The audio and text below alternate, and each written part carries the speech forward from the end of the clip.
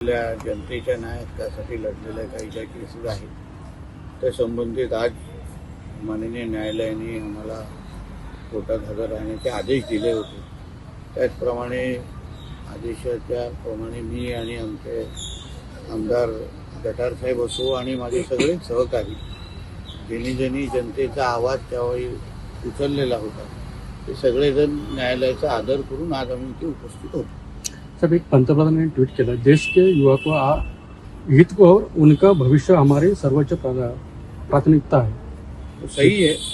शेवटी देशाचे पंतप्रधानांना देशाच्या भविष्याची सर्वात जास्त काळजी आहे। त्यामुळे देशाच्या भविष्याची काळजी घेण्यासाठीच देशाच्या जनतेने त्यांना पंतप्रधान पदावर बसवलेलं आहे आणि म्हणून आदरणीय पंतप्रधानांनी केलेलं ट्विट हे अतिशय योग्य आहे आणि त्या संदेशाचा बोध देशाच्या प्रत्येक तरुणाने घ्या। मुंबई काँग्रेसकडून व्हिडिओ एक पोस्ट करण्यात आलेला आहे। मुंबई पोलिसांकडून आंदोलन करणाऱ्या विद्यार्थ्यांना धमकी देत आहे, जर ते पुन्हा आंदोलनासाठी परतले तर त्यांना एका खोट्या ड्रग्ज प्रकरणात घेऊन जन्मठेपेची शिक्षा दिली। बघा, मुळामध्ये हे जे नीट संदर्भात होणारं नीट परीक्षा संदर्भात होणारं आंदोलन आहे, कोणाला परीक्षा संदर्भात काही सुधार झाल्या पाहिजे का झाल्याच पाहिजे त्याच्या बाबतीमध्ये सगळेच सकारात्मक आहे। आमच्या केंद्र सरकार आणि आमचे संबंधित मंत्री सगळेच बोलत आहेत की संबंधित त्या नीट परीक्षेमध्ये सुधार झाला पाहिजे आणि त्या दृष्टिकोनातून पावलंही उचलले जात आहे। त्याचमुळे काही कालही नीटची परीक्षेचा निकाल लागला, जवळपास 11 लाख विद्यार्थी त्याच्यामध्ये पास झालेला आहे।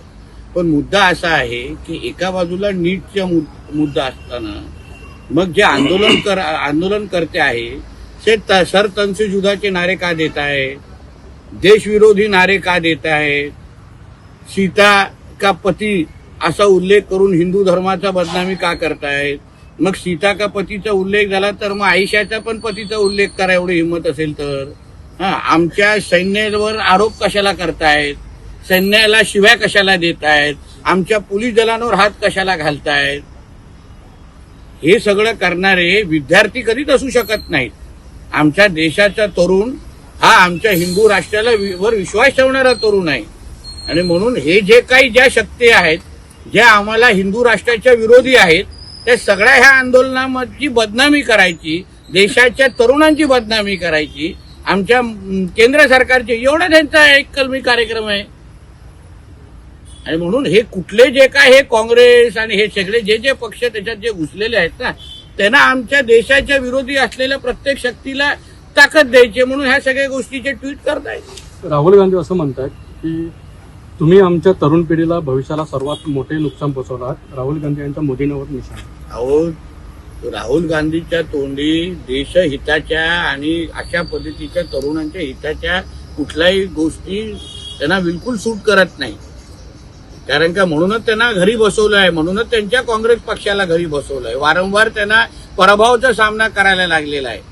आणि म्हणून राहुल गांधींनी आपल्या उंचीप्रमाणे राजकीय उंचीप्रमाणे आदरणीय मोदी साहेबांबद्दल बोलावं। वदंतीवर असं म्हणतात पेपर हा केंद्र सरकारची जबाबदारी, ही जबाबदारी प्रधानांची आहे, त्यांचा राजीनामा घ्यावा, भाजपला असायला हवी। आमच्या कार्यालयाबाहेर आंदोलन करत होते। त्यांच्या कार्यकाळामध्ये काँग्रेसच्या कार्यकाळामध्ये कितींदा नीटचा पेपर फुटला, कितींदा त्यांनी पंतप्रधानांचा राजीनामा घेतला, कितींदा त्यांनी त्यांच्या शिक्षण मंत्र्यांचा राजीनामा दिला। हे त्यांनी पहिले हिशोब तरी सांगावा ना ह्या वडीलवारांनी आणि मग अशा पद्धतीने आमच्या पंतप्रधान आणि भारतीय जनता पक्षावर टीका करावी। स्वतःचं काय झाकून बघत नाही, आमचंच वाकून बघतायत। पहिले तुम्ही तुमच्या कार्यकाळामध्ये असंख्य वेळी जे नीटचे पेपर फुटले तर तुम्ही तेव्हा कारवाई करायची हिंमत दाखवली नाही। आम्ही तरी किमान सुधार करण्याची मानसिकता ठेवतोय। अण्णा हजारेंचं मौन आंदोलन सुरू नाही, शेवटी प्रत्येकाला लोकशाहीमध्ये आंदोलन करण्याचा अधिकार आहे, प्रत्येकाला आहे।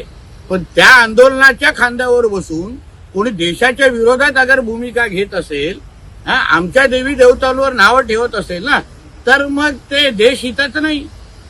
जरांगे पाटील असं म्हणतायत जर विद्यार्थ्यांना पुन्हा मारले तर सरकारला राज्यात फिरू देणार नाही। बघा, एक लक्षात घ्या, ज्यांनी आता त्यांना काय मत व्यक्त करतो त्यांचा विषय आहे, मी कसं काय बोलतो। वंचितने साहेब आज महाराष्ट्र बंदचं आंदोलन दिलं आहे, त्याला काँग्रेस आणि राष्ट्रवादीने पाठिंबा दिला। पण काय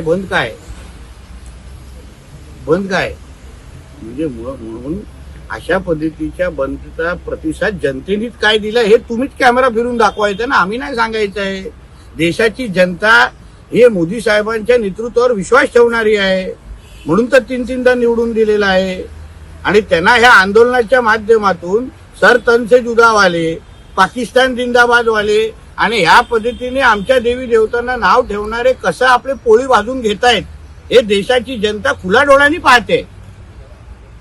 सर, जंतर मंतर पे हो रहे आंदोलन के मद्देनजर आज सुबह ही प्रधानमंत्री ने सभी विद्यार्थियों का आश्वस्त किया है कि जो भी नीट के लीक के पीछे होगा उसको सजा दी जाएगी और फिर भी जंतर मंतर आंदोलन बरकरार है. सीजेपी की भूमिका. देखिए, ऐसा है कि जो हमारे आदरणीय पंतप्रधान जी ने कहा है वो हमारे सभी युवा साथियों के लिए है.